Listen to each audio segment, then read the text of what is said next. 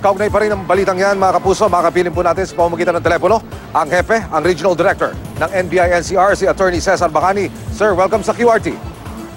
Magandang hapon din, Emil. Good afternoon. Yes, hello. Attorney Bacani, sir, unang-una, kamusta po ang investigasyong isinasagawa natin patungkol dito sa accomplishment kung saan mga baril at ipinagbabawal na droga ang inyong nasabat, sir?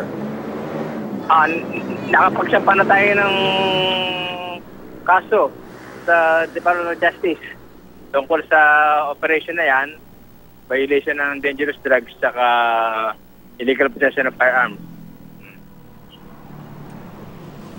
Attorney Bacani, ayon po sa report mula sa Datu Ismael dyan sa Cavite, dadalhin di umano sa Mindanao itong shabu at mga baril. Paano ito maisasakatuparan, sir, ayon sa impormasyong inyong nakalap? May mga ganong informasyon, doon nga raw dadal sa parte yan ng Cavite. Patuloy namin bine-verify pa yung mga informasyon na yan kung saan talaga ang ultimate destination ng mga nakupiska natin ng mga drugs at baril na yan. Attorney Bacani, paano nahuli itong grupo na ito? Matagal nyo na bang sinesurveillance ito, sir? Bali, kakasunod-sunod nakaraang dalawang operation din. Yung isa sa NBI, NCR, yung isa ay nirefer sa PIDEA. Ito nga yung isa pa. At ito ay may mga nagbigay sa atin ng mga informasyon na merong ang ganong mangyayaring transaksyon. Binigay yung description ng sasakyan at kung saan paparada at kung paano gagawin. At after na mag-validate tayo, mag-verify, mag-surveillance, then positive yung ating impormasyon at kaya naging successful yung ating trabaho.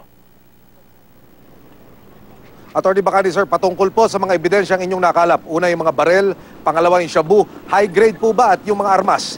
Dekalibre at dekalidad din ho ba ang pagkakayari nito, sir? Pina-examine pa na amin yan, Firearms Identification Division, pero so far, ang na-recover natin ay 5 pistol, 5 machine pistol, 10 revolver at 10 mga 45 ngayon, pistola. Attorney Bacani, itong mga suspect na nasa kustodiya ninyo ngayon, sila po ba'y nagbibigay ng impormasyon sa inyo o nakikipagtulungan para ho makuha natin mismo yung buong linya ng kanilang organisasyon, sir? Hindi pa namin sila masyadong tinatanong. Siyempre, kailangan nila ng abogado. Pero so far, ang verification natin, isa sa kanila ay may record na robbery sa Camarines Sur. Meron ding isang lumutang na ulat, Attorney Bacani, na di umano ay pinopondahan ng mga drug syndicate, yung mga galing po raw sa terorista ito na nakabase dyan sa Mindanao. Ano po masasabi ng National Bureau of Investigation tungkol dito, sir? Kasi pinag-aaralan din namin yung bilang ng plastic na drugs at yung bilang ng armas na na-recover namin. Halos pareho. 24 yung plastic at 24 din yung baril. So, pinag-aaralan namin kung ano yung bakit nagkaganong pareho yung bilang nila.